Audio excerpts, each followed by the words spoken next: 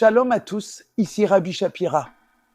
À l'autre bout du monde, au milieu de la nuit, le Seigneur m'a dit de tout laisser tomber et de faire cette vidéo pour vous. Avant d'entrer en chirurgie, je voulais m'assurer que vous soyez bien conscient de quelque chose d'étonnant, de stupéfiant, d'épique et de prophétique qui s'est produit aujourd'hui. Si vous n'avez pas regardé les informations, écoutez bien. Ce que je vais vous dire, écoutez attentivement. Le 10 août 2024, Dieu m'a donné une parole. Je ne savais pas ce qu'elle signifiait jusqu'à aujourd'hui lorsqu'il m'en a donné l'interprétation. Aujourd'hui, j'ai enregistré cette parole et je l'ai mise sur notre site internet. C'était au mois d'août 2024. J'ai bien inscrit le lien direct dans la description, afin que vous ayez la possibilité d'aller l'écouter. Ce que je vais vous dire et vous montrer aujourd'hui me convainc qu'effectivement, nous nous trouvons actuellement dans les jours qui précèdent la venue du Messie. Le 10 août 2024, j'ai reçu une parole et aujourd'hui je veux mettre cela en rapport avec ce qui se passe en Israël. Regardez le titre avec moi. L'armée israélienne abat un avion de chasse iranien, remportant ainsi sa toute première victoire au combat avec un F-35. L'armée affirme que le F-351, Hadir, a abattu un Yak-130 iranien, marquant ainsi la première destruction enregistrée d'un avion avec pilote, alors qu'Israël lançait une 10e vague d'attaques sur la capitale iranienne. C'était la première fois depuis 1985 qu'un avion a été abattu. C'est aussi la toute première fois qu'un F-35 a abattu un avion quelque part. Un communiqué rapporte qu'un F-35 de l'armée de l'air israélienne a abattu un avion de combat iranien YK-130 au-dessus de Téhéran. L'armée israélienne disait mercredi que c'était la première fois au monde qu'un F-35 abattait un avion de chasse avec pilote en plein vol.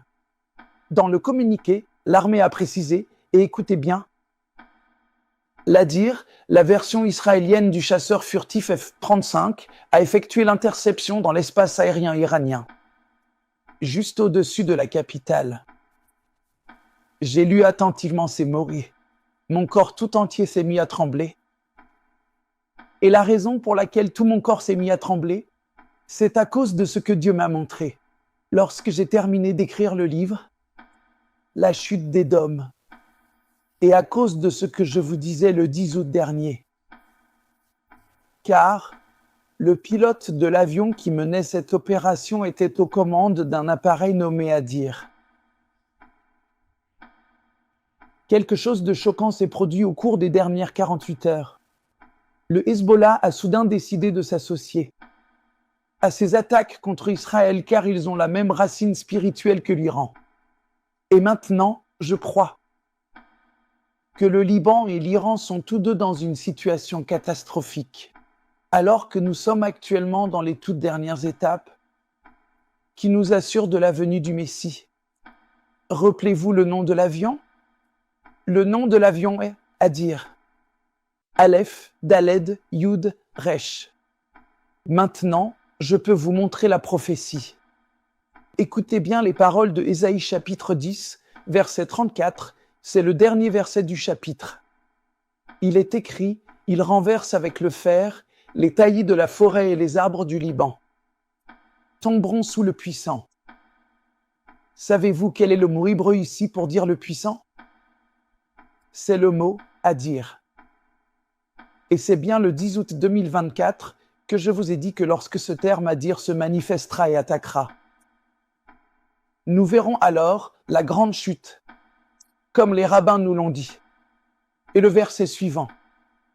Dans Ésaïe 11, verset 1, nous dit « Puis un rameau sortira du tronc de Jessé, et un rejeton naîtra de ses racines. » Récapitulons, quel est le nom de l'avion qui a attaqué aujourd'hui? Son nom est Hadir. Il est mentionné en code ici. Là, sous nos yeux. Le Saint-Esprit m'en avait parlé le 10 août 2024. Et maintenant, Je veux que vous écoutiez directement le message du 10 août avec l'explication des rabbins. Merci de la partager. Merci de l'aimer. Merci de lire La chute d'Édom. Écoutez l'émission du 10 août 2024. Je vais rechercher cette prophétie stupéfiante pour vous. Écoutez ce que le Ramad nous dit à propos de Ésaïe chapitre 10, verset 34. Il a dit, et vous voyez la connexion messianique. Il parle des branches épaisses, des taillis de la forêt, qui sont appelés Sirshukim, c'est-à-dire division, l'esprit de division de la Klippa, c'est-à-dire les forces démoniaques, qui sont comme des taillis épais. Vous vous souvenez de ce que Dieu dit? Il a dit, je vais abattre ces branches épaisses dans la forêt. Cela essaie de créer une division dans la sainteté et d'ébranler la sainteté. Le mot qui est utilisé ici dans le texte est Jackson. Si cela ne te dérange pas, reviens à la dernière diapo. Je veux montrer quelque chose au peuple de Dieu. Le mot qui est utilisé ici dans le texte, dans le dernier verset, il est dit « Le Liban tombera devant le puissant ». Mais en hébreu, il est dit « Le Liban tombera par quelque chose qui s'appelle en hébreu « Ba'adir », qui est traduit ici par le mot « le puissant », parce que le mot « le puissant », c'est le mot « adir ». Mais on peut traduire les mots « ba'adir » autrement. Passons donc à la diapositive suivante. Écoutez ce qu'il dit concernant le mot ba'adir.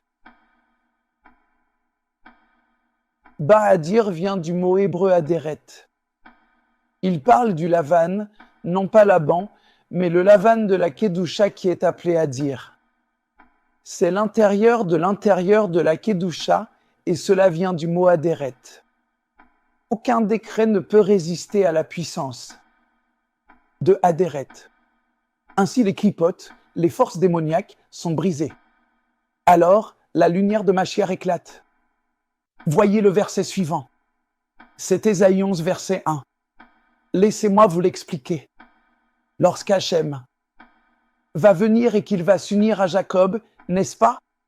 Il a dit que Yosef et Jacob vont s'unir. C'est ce dont j'ai parlé dans la chute d'Édom. Il vient avec quelque chose qui s'appelle Adéret. C'est quelque chose qu'on attelle à dire. Adéret, qui est une force intérieure de Dieu, une force de lumière qui va prendre les clipotes. Qui sont les nations, n'est-ce pas? Rappelez-vous ma discussion dans le Nouveau Hamas à propos des Sarim et des nations. Donc d'abord, on va s'occuper des nations. Et ensuite, l'Adéret va s'occuper des démons d'en haut. Vous comprenez ce que je vous dis? D'abord, les nations. Qui représentent les clipotes du mal? Alors, qu'est-ce que le mal?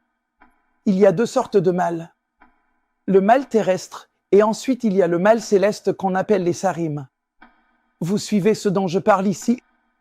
D'abord, nous allons nous occuper des clipotes externes, c'est-à-dire qu'il y a le combat contre le Liban, car Adéret combattra aux côtés d'Israël. Mais ensuite, à la fin, Adéret combattra contre Satan en personne. Pourquoi? Parce que ce qui est extérieur doit tomber avant que Satan lui-même ne tombe. Et c'est ce que le Ramad nous dit ici. Les clipotes sont brisées, alors la lumière de Machiar jaillira. Quand Israël aura détruit le Liban, quand Israël aura anéanti le Hezbollah, ce sera le feu vert pour que nous voyions la venue du Machiar dans le monde. C'est ce que je vous dis maintenant. Et nous sommes à deux doigts d'effacer le Liban de la carte. Vous devez le savoir. Ne soyez pas ignorants de la situation actuelle. Nous devons comprendre où nous en sommes. Aujourd'hui, nous avons une étude impressionnante. Le Seigneur m'a réveillé au milieu de la nuit. Il m'a dit, donne tout cela au peuple de Dieu. Dis-leur ce qui se passe. Le Ramad dit qu'il y a une grande règle à tirer de cela. Souvenez-vous, tout cela est lié au 9e jour du mois de Havé. Machiar a dû tomber, afin que le temple puisse s'élever. C'est bien ce qui s'est passé. Lorsqu'une force tombe, une autre force s'élève. Vous voyez, aujourd'hui, Satan se cache derrière les nations. Comprenez-le. Il se cache. Derrière elle, comme derrière un masque. Mais au moment où leurs forces sur terre tomberont, c'est-à-dire les forces des nations, il ne pourra plus se cacher. Écoutez donc le Ramad dans la diapo suivante. Il a dit « Voici une règle majeure sur la venue du Mashiach. Notez-la. Cela figurera dans mon prochain livre avec une grande explication. Dites-le avec moi, Shezenofez Kam. Lorsqu'une force tombe, une autre force s'élève. Vous comprenez ce que je vous dis. Lorsqu'une force tombe, c'est-à-dire lorsque les nations tomberont, alors leurs démons, leurs sars, s'élèveront. Maintenant, la prophétie est accomplie. Maintenant, je comprends pourquoi Dieu m'a conduit à Ésaïe 10, verset 34, qui est en rapport avec Ésaïe 11, verset 1. Ainsi, nous comprenons ce qui est sur le point de s'élever dans le monde et que les démons sont sur le point de se manifester. Mais les révélations continuent. Dieu m'a révélé ce chapitre et m'a donné le reste de la révélation. Tout cela est consigné. Dans cette paracha, et en particulier à Shushan Purim, nous lisons dans la Torah qu'il s'agit de prendre des meilleurs aromates, 500 cycles de myrrhe solidifiée, puis 250 cycles, soit la moitié de cannelle aromatique et 250 cycles de roseau aromatique. Saviez-vous d'ailleurs qu'ici il y a le nom d'une personne qui est écrit en code? En hébreu, cette épice spéciale porte un nom. Son nom est Mardror. Mardror. Écoutez bien. Ibn Ezra nous dit que les mots Mardror sont en rapport avec le Lévitique 25, verset 10, où il est écrit « Vous publierez la liberté dans le pays pour tous ses habitants ». Quel est le mot pour liberté? C'est le mot « dror ». Et, selon le Targum, le mot Mardror est en fait considéré comme équivalent au nom Mardoché. En langue araméenne, Mardror c'est Mardoché. Mardoché arrive lorsque nous voyons Adir faire tomber le Liban, comme nous l'avons vu aujourd'hui. Le Liban, c'est l'Iran, et l'Iran, c'est le Liban. Nous voyons maintenant que les rabbins nous expliquent cela et nous disent « Pourtant, Adonai, béni soit son nom, a de la compassion pour son peuple et il nous a envoyé Mardoché et Esther. » Mardoché représente l'aspect du Mashiach qui englobe tous les bons parfums qui sont mis en avant. Par la prière qui a une dimension de jugement de celui qui détient le pouvoir, comme cela est expliqué dans l'enseignement ci-dessus. Car Mardoché, c'est l'épice principale, c'est le Mardror parmi les épices. On l'appelle en hébreu Rmaredakia, myrrhe pure, comme l'ont dit nos sages de mémoire bénie. Cela signifie qu'il est le chef de toutes les épices et de tous les parfums de l'huile d'onction. Cela correspond à l'aspect du Messie qui est appelé Messie parce qu'il est oint avec l'huile d'onction. Car le Mashiach est la puissance principale de l'huile d'onction et le Mashiach incarne la totalité de tous les bons parfums du monde.